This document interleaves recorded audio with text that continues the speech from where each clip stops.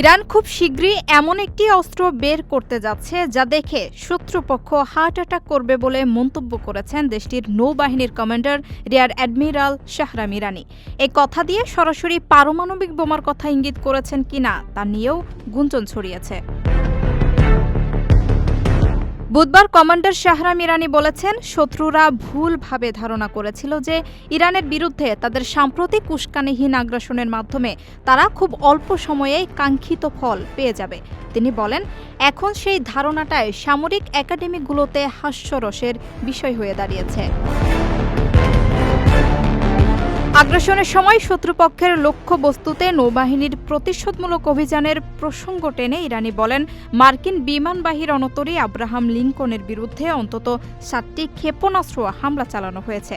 তিনি জানান, এই প্রতিশোধমূলক হামলার ফলে যুক্তরাষ্ট্র নির্দিষ্ট সময়ের জন্য ওই রণতরী থেকে যুদ্ধবিমান উড্ডয়ন বা কোনো ধরনের আকাশ অভিযান পরিচালনা করতে পারেনি।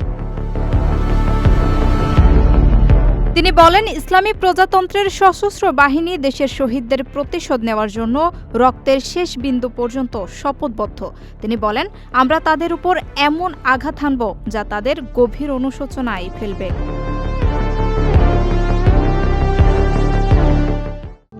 প্রবাসীদের জন্য নির্মাণ হচ্ছে দেশের প্রথম স্মার্ট সিটি, যেখানে থাকছে স্কুল, মসজিদ, হাসপাতাল, সুইমিং পুল, হেলিপ্যাড, পাঠাগার, জিম, সুপারমার্কেট, শিশু পার্ক সহ সকল নাগরিক সুবিধা। মাত্র 30 লাখ টাকা বিনিয়োগে মিলছে আকর্ষণীয় ফ্ল্যাট। প্লাটিনাম ইনভেস্টরদের জন্য ঢাকা বিমানবন্দরে ভিআইপি প্রোটোকল সুবিধা। বিস্তারিত জানতে যোগাযোগ করুন স্ক্রিনে দেয়া হোয়াটসঅ্যাপ অথবা ইমো নাম্বারে।